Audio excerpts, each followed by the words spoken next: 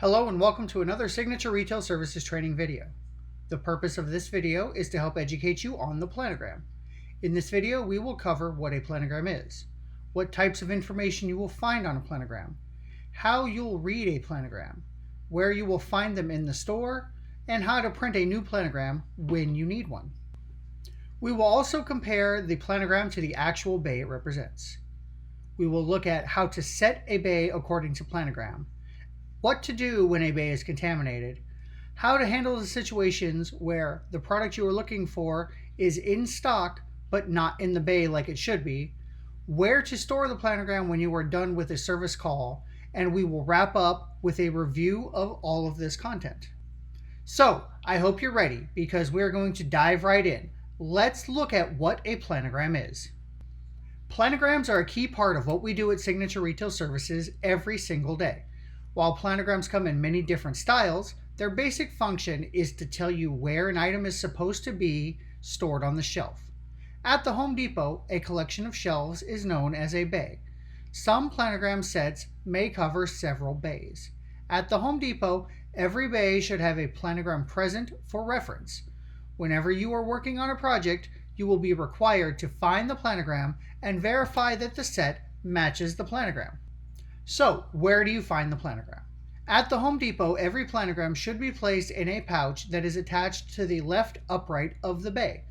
Typically speaking, the planogram pouch should be close to the planogram ID tag that should be attached to the left upright on this bay. At the Home Depot, planograms may have several pages of information. The page that is the most useful is the page that looks like this. In the center of the page, you will see a drawing of what the bay should look like. You will see that each item on the drawing has a number, and on the right-hand side of the page, you will see a legend that identifies the SKU for each numbered item in the bay. You will also notice that each SKU will call out the number of facings that this plan calls for. Facings are just the number of rows for each item on the shelf. You'll notice that item number 5 on this planogram calls for one facing of SKU 279675, so there should only be one row assigned for this item.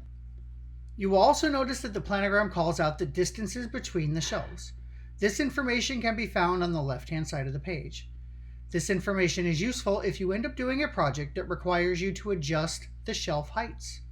At the Home Depot, the shelf spacing is measured from the top of the lowest beam to the bottom of the beam above it. In this example, you can see that the distance from the top shelf of 4 to the bottom shelf of 3 is 12.5 inches. Some of the information you may also need to know are the effective date, which is located here on the page. This is the date that the planogram goes into effect. You may also need to report on the planogram key, which can be found here on the page. Some projects may ask you to identify and report the planogram title, which can be found here. At the Home Depot, you can print a new planogram using the store computer system. First, you will need to find an open computer terminal. If the store PC menu isn't on the screen, you can click on this icon to bring up the store menu. Click on the Home Depot Internet app. In the browser, use this web address that is posted on the screen to bring up the Home Depot planogram portal. On the sign-in screen, you will need to sign in using your region's unique login and password. You can get this information from your regional or territory manager. Once you have signed in, you will see this screen. Select the department, the class, the category and subcategory, and type in the store number before you hit search. If you happen to already know the planogram number, you can type that in as well. Once you hit search, you may see several planogram options. You will want to make sure that you open the planogram that is listed as current and is the most recently dated document on the screen. Once you have found the right planogram, click on the blue link to open it. Select the print icon and identify the printer that you wish to send the document to. Hit print and go collect your document so that you can work the bay. Once you have your planogram in hand, you can work a bay. As previously mentioned, each item on the planogram has a numbered location in the bay. You read a planogram just like you would read a book. you start on the top left-hand side of the page and work your way across the page all the way to the right. If the bay calls for a clip strip or wing stack on the left-hand side of the bay, those items will be the first items called out on the planogram. After that, you start on the top shelf on the left-hand side and work your way across the bay. Once you reach the right-hand side of the bay, you move down to the next shelf, starting again on the far left-hand side and moving across the bay. You repeat this process until you have verified that all items on the bay match the planogram. If you come across an item that is not supposed to be on the planogram, it will be your responsibility to remove it and place it in its proper home. This may mean that you have to move it to a no-home bay or a clearance bay to make sure that your bay is in compliance with the planogram. Be sure to work with the appropriate members of the in-store team to identify the appropriate spot for any contaminated items that you are removing from your bay. If you find that there is an item on the planogram that is not located in the bay, you should follow these steps. First, check the computer inventory to see if the item is on hand. If the item is on hand, search the overheads until you find the product, then downstock the item and fill the space. If the item is out of stock or on order, make sure that you clear the appropriate space on the shelf and place the price label or price labels in the right spots on the shelf. Now that we've covered the basics of a planogram and how to read one, let's compare a planogram to an actual bay in the store. The first thing you'll notice is that there are no wing stacks or clip strips on this planogram. This means that the first item listed on this planogram will be here on the display board. You can see this item in the actual bay here. You will see that the Wi-Fi board on the top shelf is called out here on the planogram. The first 13 items of the planogram are in the Wi-Fi display board. You will also see that the first item on shelf number 2 is item number 15 on the planogram.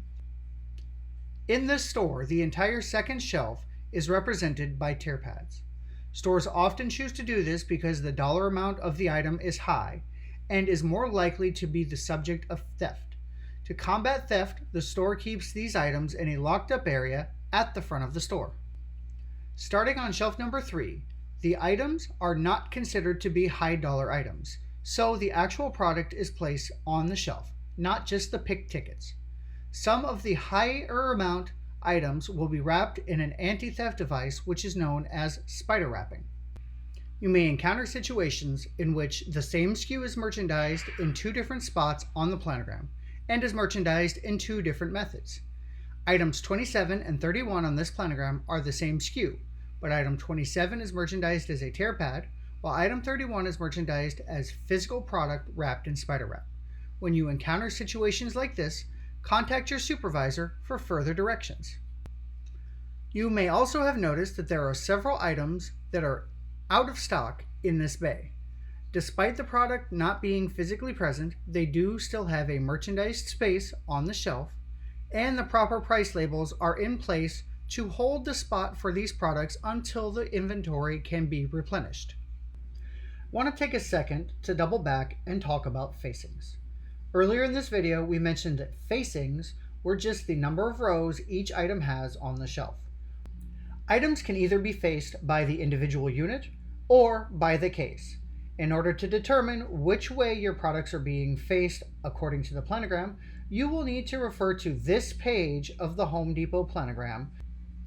You will see on this page that the way that the items are merchandised is called out in this column. You will see that they were either in units, a tray, or by the case. Let's review. In this video, we discussed what a planogram is, what information you will find on a planogram, how to read a planogram, where to find them in the store, how to print a fresh planogram from the Home Depot computer system. We compared the planogram to the actual bay. We talked about how to set a bay to planogram. We talked about what to do when there's items in the bay that do not belong. We talked about what to do when the product should be there but you cannot find it. we talked about where to store the planogram when you have completed. Now that you've completed this training video, you should have the knowledge and skills necessary to be a successful rep in the field. If you have any further questions, please feel free to reach out to your territory manager or regional manager for clarification. Thank you so much for your time and attendance, and thank you for being a part of the Signature Retail Services team.